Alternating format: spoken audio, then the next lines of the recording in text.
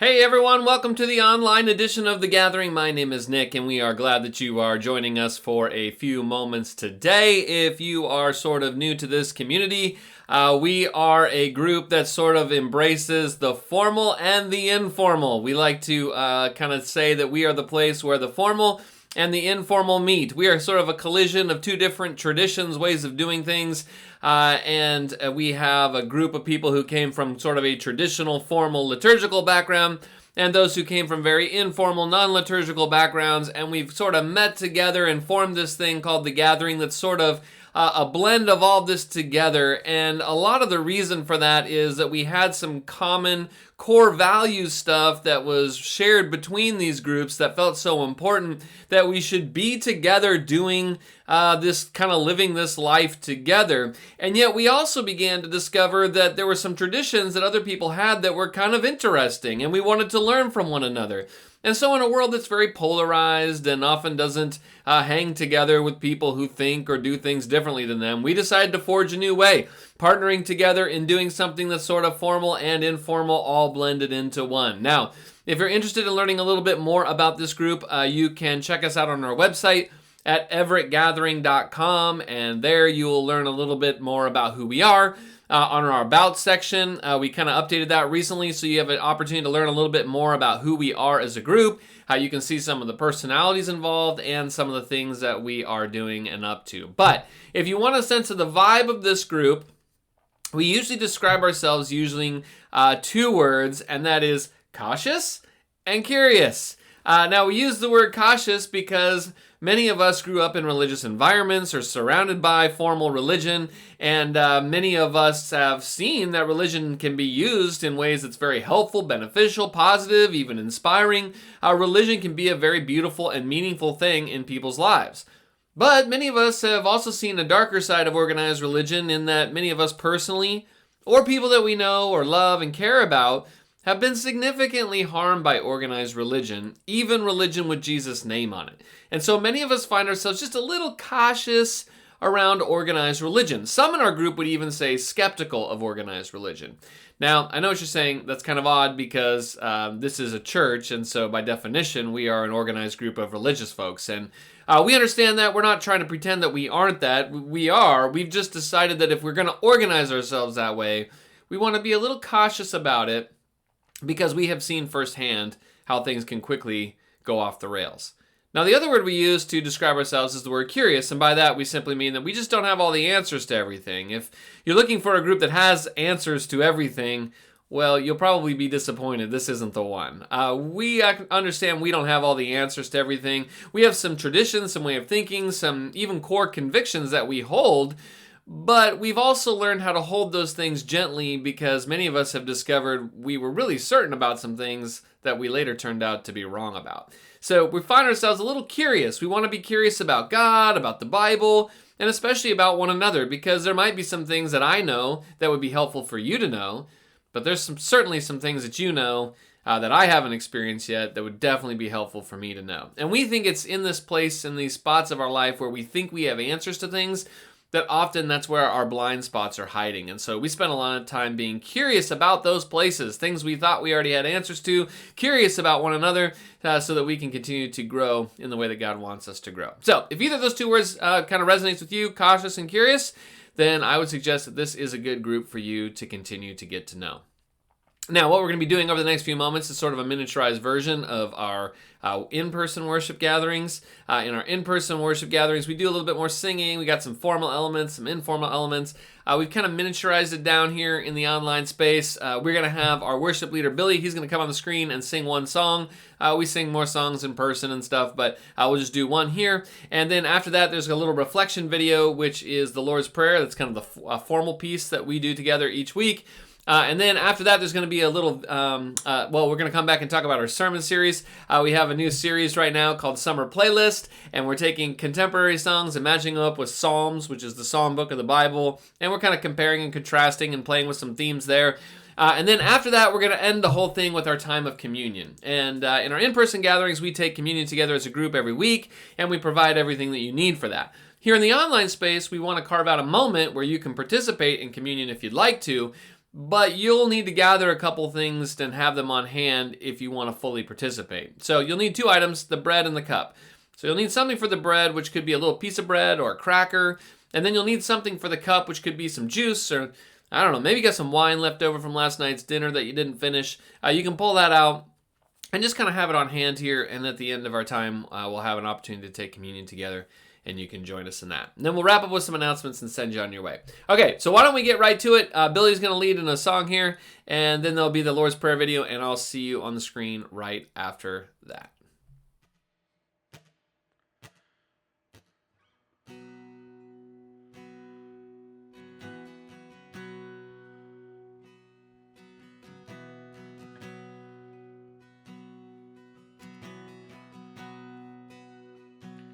I love you, Lord. Oh, your mercy never fails me. All my days I've been held in your hands. From the moment that I wake up until I lay my head, I will sing of the goodness of God. Sing that again. I love you, Lord. I love you, Lord. Oh, your mercy never fails me. All my days I've been held in your hands. From the moment that I wake up till I lay my head, I will sing of the goodness of God. All my life you have been faithful. All my life you have been so, so good. With every breath that I am able, I will sing of the goodness of God. I love your voice. You have led me through the fire in darkest night. You are close like no other. I've known you as a father. I've known you as a friend. I have lived in the goodness of God. Yeah, yeah. And all my life you have been faithful. And all my life you have been so, so good. With every breath that I am able, I will sing of the goodness of God. Your goodness is running after me. Your goodness is running after me. In my life laid down, surrender now. I'll give you everything. Your goodness is running after me. Your goodness is running after me. Your goodness is running after me. With my life laid down, surrender now. I give you everything. Your goodness is running after me.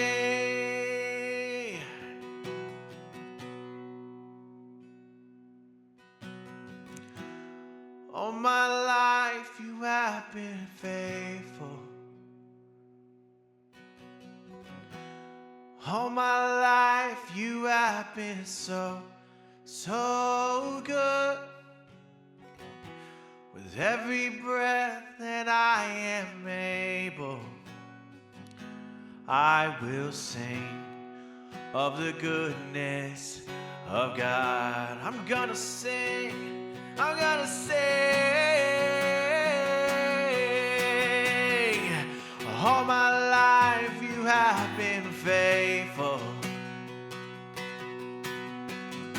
and all my life you have been so, so good. You are. With every breath that I am able, I will sing of the goodness of God. And I will sing of the goodness of God. Oh, I will sing of the goodness of God. I will sing of the goodness of God.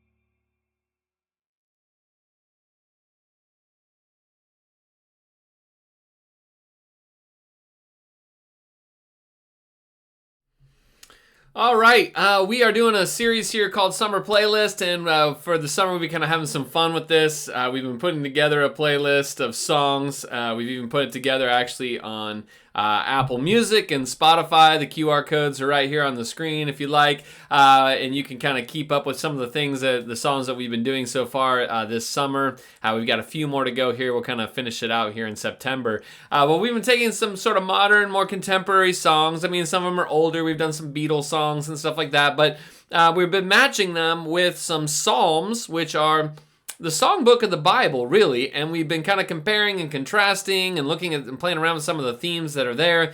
And today I want to introduce you to what for many of you might be a new song. You might not know this artist. Now, a lot of the songs we've done so far, you'd know, like Ozzy Osbourne we did last week, the Beatles, you know these big artists that we've been using songs from over the last few weeks. But this is one that you may not really know. And I came across this artist a couple years ago on one of my sports podcast shows I like listening to or watching, and that is the Dan Patrick Show.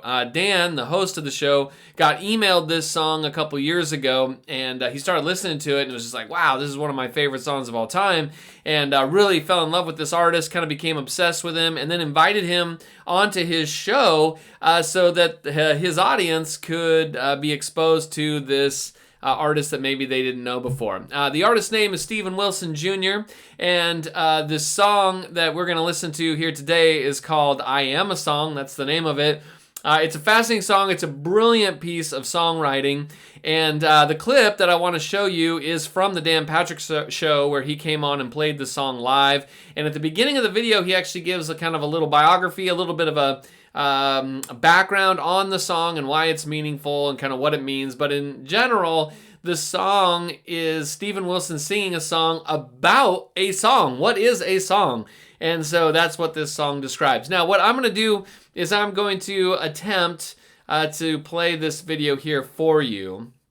If it cuts out because YouTube blocks us this part of it, then what I'll do is I have the link to it also in the description of the video, so you can go there instead if this part gets muted out. So you can go there if you need to. Hopefully it will just play as it is. This is kind of our first attempt at trying to play it here in the stream. So we'll attempt that, and if not, we'll put the link in the video description so you can watch it there. All right? Well, let's go to the song. Without further ado, this is I Am a Song by Steven Wilson Jr.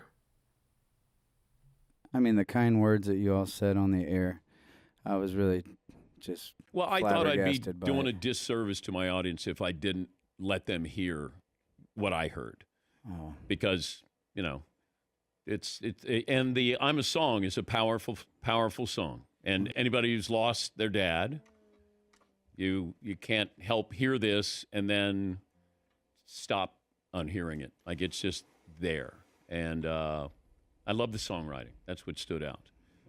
it was my dad's favorite song of mine. He saw me play it at Bluebird Cafe In Nashville. Yeah, in Nashville, which is a little songwriting cafe, and he recorded it on his iPhone because there was no recording of it. I didn't have a demo of it to send him, and so he would listen to it over and over on his phone from a video recording that he got at Bluebird Cafe. And one night we were watching fights, and we just got back from a tractor pull. And for some reason, and this was just a few months before he died, we didn't know he was going to die. And neither did he. And you played it at his funeral.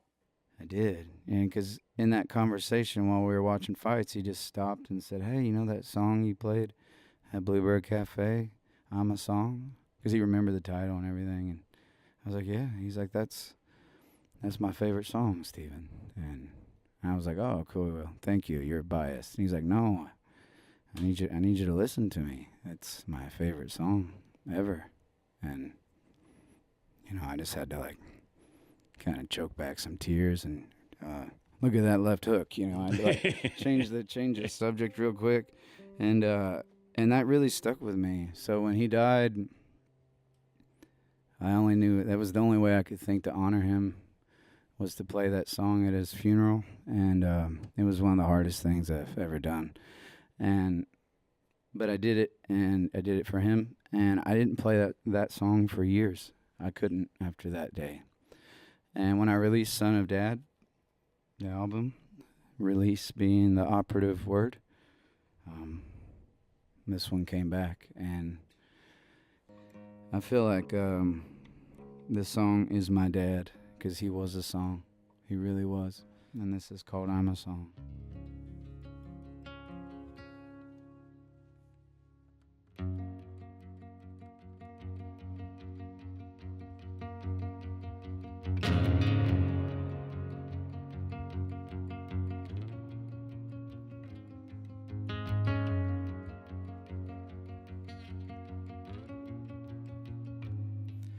I'm a show in San Antonio, middle of the rodeo.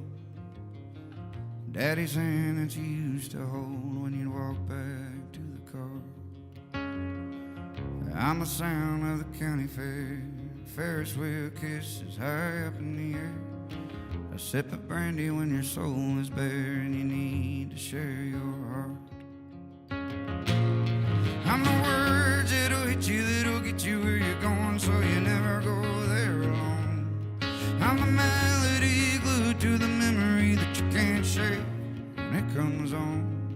I'm the part of you that you listen to riding in the radio all night long. a song.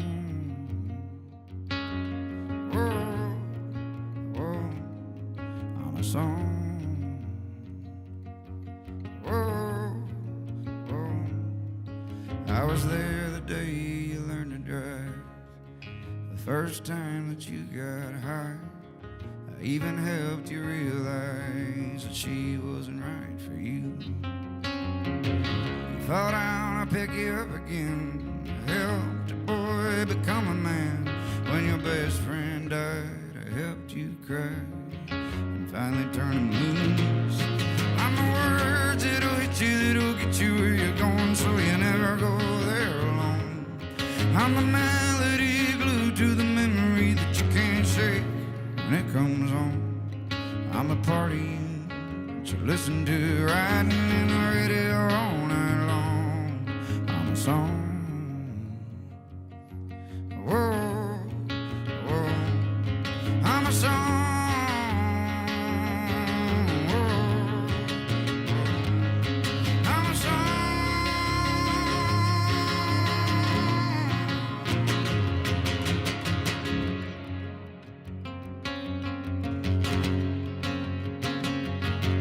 I'm a part of you she listened to riding in the radio all night long. I'm the words that'll hit you, that'll get you where you're going, so you never go there alone. I'm the melody glued to the memory that you can't shake when it comes on. I'm the part of you that you listen to riding in the radio all night long. I'm a song. Whoa, whoa, I'm a song. Whoa, whoa, I'm a song. Whoa, whoa, I'm a song. Whoa, whoa, I'm a song. Whoa, whoa, I'm a song.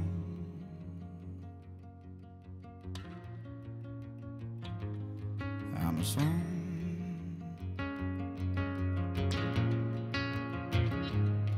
I'm a song. Heavy. Heavy. Wow, isn't that a great song? I mean, that is just a powerful song, really well written and beautiful. And I knew that when we were going to do this series this summer that I was going to have to find a way to work this one in because it's one of my favorite songs. He's one of my favorite artists. He's got such a unique sound, unique voice, but he's also just a brilliant songwriter. And when I discovered him through the Dan Patrick Show there, my whole family just started listening to this album. I know there's some other people at church who really love Steven Wilson Jr. as well, even been to some of his concerts, and just a really, really unique artist. Now, Steven was raised by a single dad, and part of what you saw there in the video leading up to the song is him talking about he was a Golden Glove boxer when he was a kid. That's what the whole fights thing was about.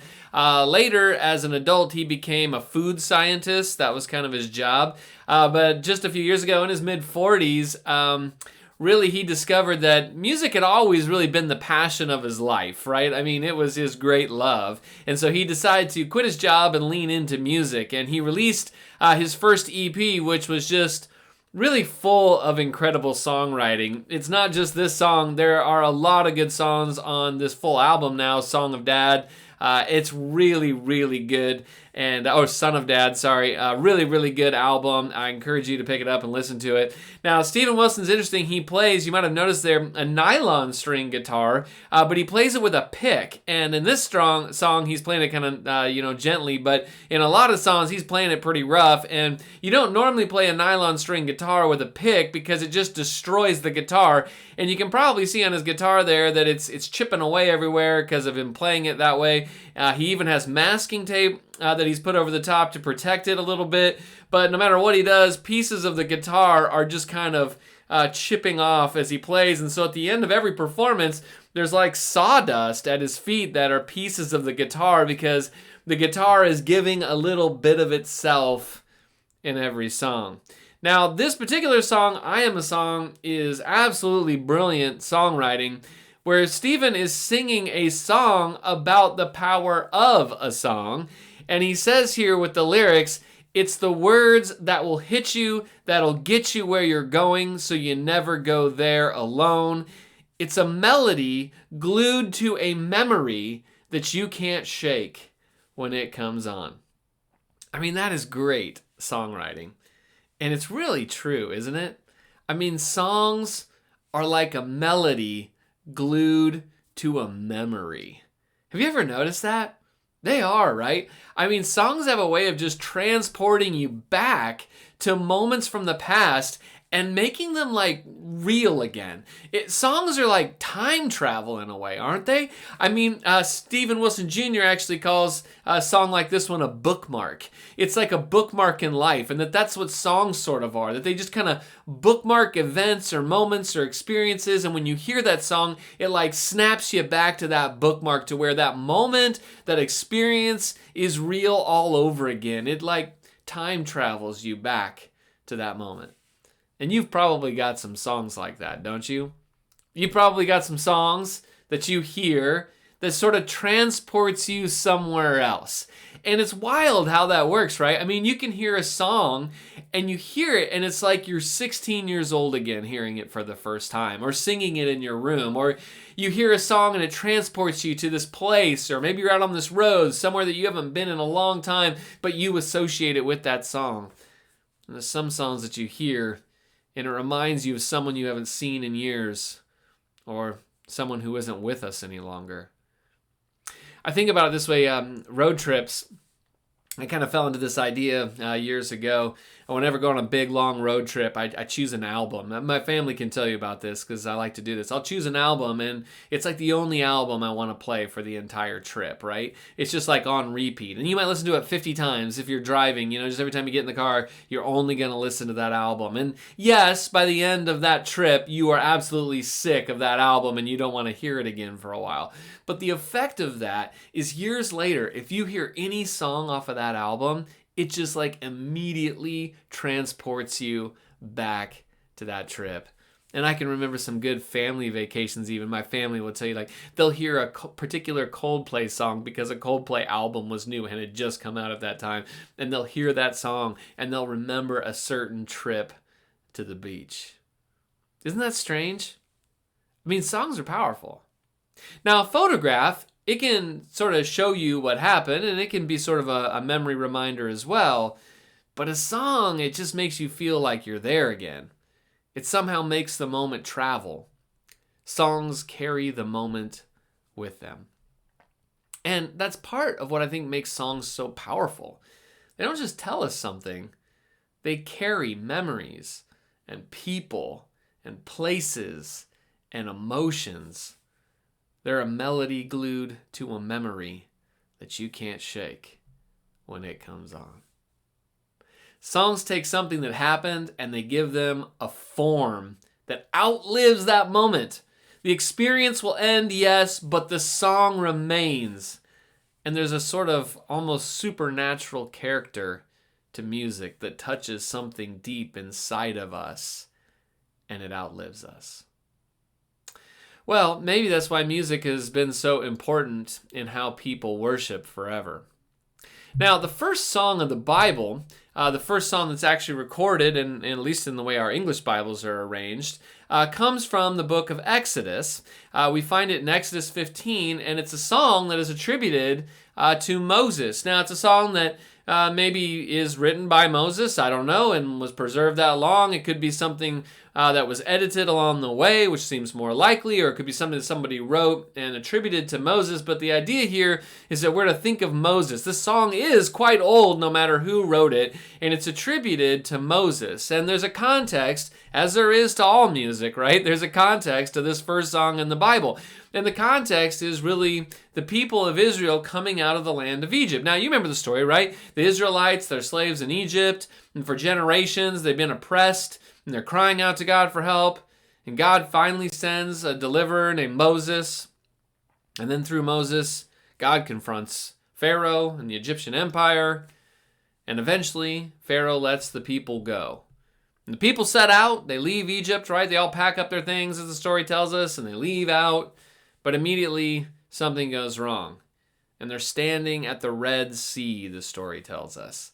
And the Egyptian army is behind them, but this sea is in front of them, and so they're stuck. There's nowhere to go. They are in that proverbial stuck place between a rock and a hard place.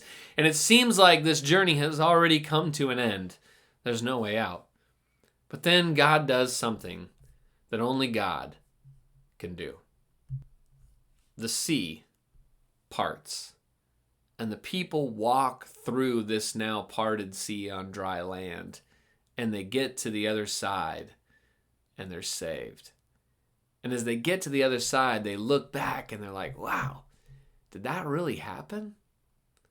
And what do you do when God saves you? Well, you sing a song, right? And so Exodus 15, it begins with a song. It's the song of Moses, and this song kind of recounts this whole ordeal and how God saved them. But verse 2 of his song says this: "The Lord is my strength and my song, and he has become my salvation." I mean, what a great part of this song. It says, Moses isn't just singing a song, he says, the Lord is my song. I love that picture, that God is the song. Moses is singing about this adventure, and I kind of wonder the tune, don't you? I mean, we don't have the tune, we just have the words left here. But he sings that God is his song. And the first song recorded in the Bible is about how God saves his people. Now you think, why sing a song in a moment like this? Well, I mean, I don't know. You come through a moment like this, it's so epic, where God has stepped in and done something so miraculous, and you're just so happy, you can't help but burst out into song. And I have moments like that, where things are going so good, and it's just like a song comes right to my lips. But I think the reason that the text preserves this song is because songs travel. Don't they? It's a song that travels. Because Moses knows that this experience is going to fade. That the people who saw it are not going to live forever. Eventually they will die, and then the memory of what has happened here will fade. And so he writes a song. Because the song won't die. The song will live on. And how do you make sure a story survives? Well, you put it in a song. Because a song can travel and accompany you along the way. It's a part of the past that goes into the future. They're the words that'll hit you, that'll get you where you're going, so you never go there alone. A song can outlive the person who first sang it. A song can move from one generation to the next, and that's exactly what happens in Psalm 118. And that's our psalm for the day. That's the psalm I want to connect to Stephen Wilson's piece here, I Am a Song. It's a song that travels. Because Psalm 118, verse 14, is the exact words from Psalm 15, verse 2, Moses' song, right? Psalm 118, I guess we would say, samples Moses' song from Exodus 15. Look at it here, Psalm 118, verse 14, "The Lord is my strength and my song, and he has become my salvation." It's the same words. It's sort of a new song, but it has taken a part of the old song. And why would a psalmist who is writing hundreds of years later pick up this language and sample this ancient song from long ago? Well, because apparently something has happened. And the psalmist, we discover, is in trouble. In fact, a few verses earlier, in verse 5, we hear the psalmist saying, "From out of my distress, I called on the Lord." He jumped down to verse 10. "All the nations are surrounding me." Verse 11, "They surround me." Yes, they surrounded me. Verse 12, "They surround me like bees." Verse 13, "You pushed me so violently that I was falling." The psalmist here is in distress. They're in a tough spot. Surrounded. Desperate. And so what does he do? Well, the psalmist reaches backward. And he reaches all the way back to a song that somebody else wrote that maybe the people of Israel are still singing. "The Lord is my strength and my song, and he has become my salvation." That Red Sea experience, it's over, it's gone, it's long past, it's hundreds of years in the past. But the people, they kept singing about it. And the song kept the memory alive. It was a melody glued to a memory. The circumstances changed, the people changed, the generations changed, but the memory of what God had done, it stayed alive. And this old song, it became a new people's prayer. And something remarkable happens when a song lives on like that. What a good song does is it turns an experience into an inheritance. Something that God did in one generation becomes the language of faith for a new generation. It's not just a memory anymore. It's not just an experience way back there in the past. It becomes something that a new generation inherits as a way to experience their trust in God in the moment. We need songs like that, don't we? Songs that last the test of time. Because sometimes we just don't have our own song.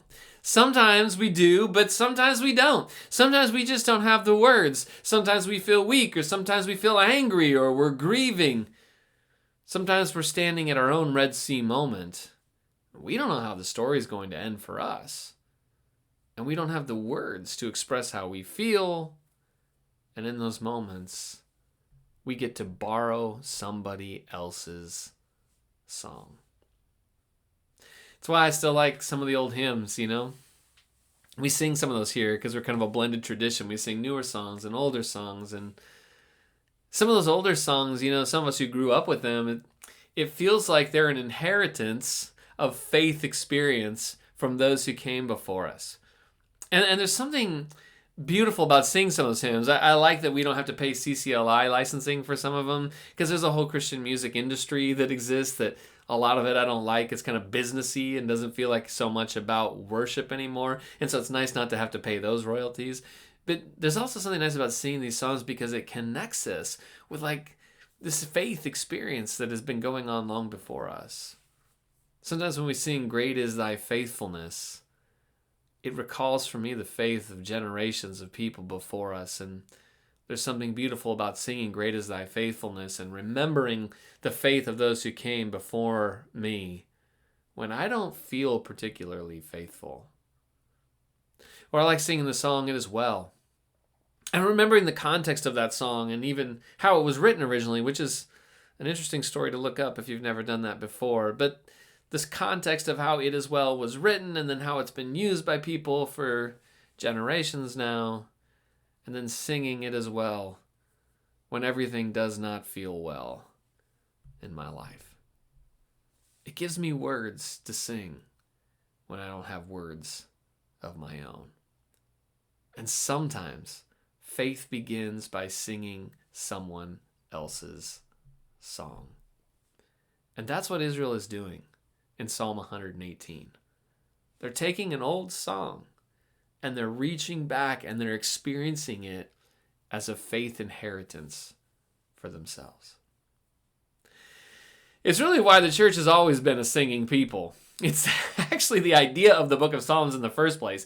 It's a collection of these poems and these songs, and they were written in a certain context, but we've actually lost the context for most of them, and most people consider that to be their greatest asset because we don't know exactly what it was tied to, and so they become so universally applicable to both groups and individuals as we use these words to meet our current context.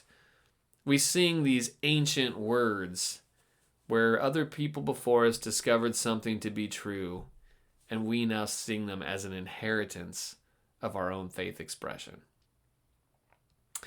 There's an old allegory, a trilogy of books that I read when I was a kid, and just really beautiful. It's by Calvin Miller, called The Singer.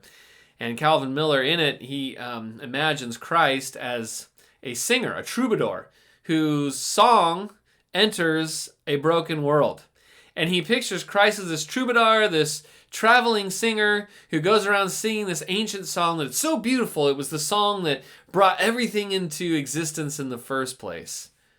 And Miller imagines that God himself is like in this song, and the singer himself is singing the divine song. And it's this song of love. A song of love that, yes, creates the world, but then enters the world and absorbs the evil of the world and then frees the world by teaching us to sing a new song. Because for Miller, Christ was the song that all other songs point to. And in this book, or this trilogy of books, he's inviting us to join our voices to the song and to sing it everywhere that we go. That's the fun about music.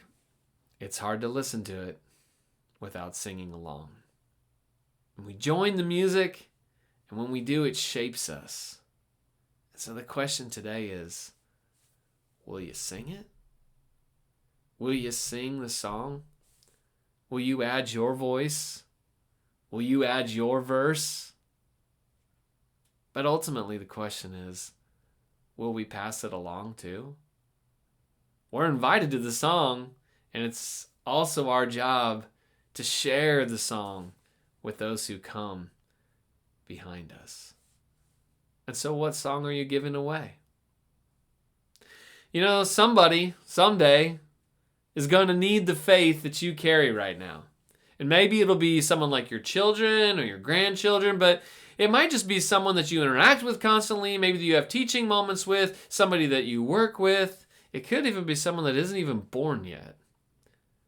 But one day, they might be standing at their own Red Sea, and they may not know what to say. But somewhere in the back of their mind, they might remember the song you sing. And maybe they'll start to sing too, with the words of God's deep, deep love. Because that's what the people of God have always done. The people at the Red Sea sang it. Moses led out, and he sang the words. And then, hundreds of years later, the psalmist picked up the same words, and the people kept singing it. Yeah, now it's our turn. Will you sing it? Will you pass it along? We're going to go to the communion table here, and we have an opportunity to go to communion and celebrate the song, the beautiful song of love that God has placed into this world as he has come and become one of us, and he has demonstrated to us that while there are people dancing to many different songs out there, that there is one song that cannot be defeated. It is the song of love. Not even death can overcome the song of love. And as we come to the communion table, we are invited to join into that song, to live into that song, to let it fill us, transform us, reshape us, and to play our part. And so as we go to the communion table today, we remember that song of love. Let me pray for us. God, we go to the table today and we're reminded of your love for us. We're reminded that you are a God who loves, cares, provides for us, keeps us, watches over us. And we come to the communion table today in remembrance of you, all that you have done and what you have invited us to. Help us, God, to be sensitive to your song of love. May we hear the song of love resonating throughout all of life, and help us to add our voice to it. We thank you. It's in your name we pray. Amen. All right, let's go to communion, and afterwards we'll wrap up with some announcements.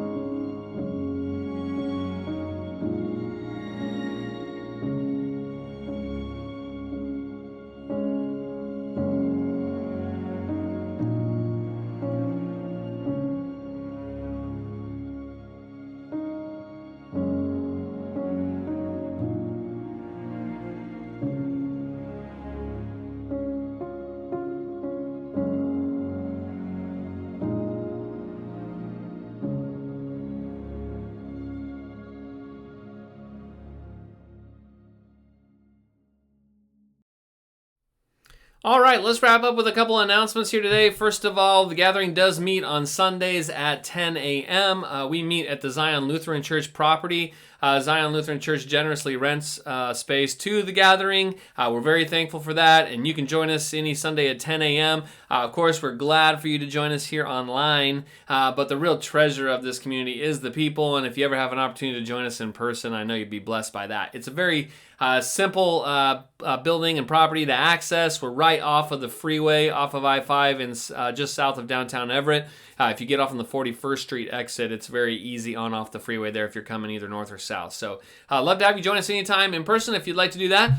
If you want to stay up to date with things that are happening, you can follow us on the socials. We are on Facebook, Instagram, and Threads, and you can keep up to date with things that are happening there. If you're not on social media, you can join our email newsletter. We do send that out pretty regularly, and it has all the things that you might see on social media, but delivered to your email inbox. If you're not already on that distribution list, you can message us on Facebook with your name and email address, or you can drop me an email there. My address is right there on the screen. If you want to take a screenshot of that and then drop me a line and say, add me to the distribution list, I would be happy to do that as well. The big announcement we want to make sure that everybody knows today is that our park day is coming up next week. We won't have our regular gathering meeting time together. We're just going to meet straight at the park at Forest Park at 11 a.m. We're going to be doing a barbecue, some hot dogs, some hamburgers. We'll have vegetarian options and stuff too. We'll provide all the buns and fixings that you need for that, the chips, a little bit of chips and drinks. But if you want to bring a side dish, you can bring more chips, you can bring some salads, some desserts, whatever. That'd be great. We're looking forward to a good day. We're kind of in the covered spot right over by the play field there, and there's play equipment for kids to play on. There's a big open field so we can do yard games. There's a splash pad if it's nice. All sorts of stuff. And we're going to be hanging out in the park from about 11 a.m. to 2 p.m. There's really no structure to it, just a kind of a fun time to socialize and be together. It's an annual tradition for us. Zion Lutheran Church, they're going to be doing a short liturgical worship service at 10 a.m. If you would like to join them for that, you're welcome to do that as well. Some of us will be doing that and just kind of doing both. You can actually walk from the building into the park if you would like to do that. And then finally, you can give, you can donate online. It's easy to do. You can go to our website at everettgathering.com/donate or hit that little QR code on the screen and you can make a donation with a one-time gift or a recurring gift. And we appreciate so many of you who are doing that. There's a lot of ministry stuff that's happening in and around the building. And we got a bunch of food ministry stuff and a food bank and a community meal and a community garden stuff that's happening. And all of that goes to help support those things. So we really appreciate that. Okay, I think that's pretty much it for today. We'll be off next week on the online because there's really no way to translate our barbecue in the park to the online. But it'd be a good excuse to just come visit us in person at the park if you'd like to do that. And then we'll round back up with you again at the beginning of September. And we have a couple songs that'll be coming up there that fit into that time period as well. Okay, that's pretty much it. Hope you have a really great week. We'll talk to you next time. Bye.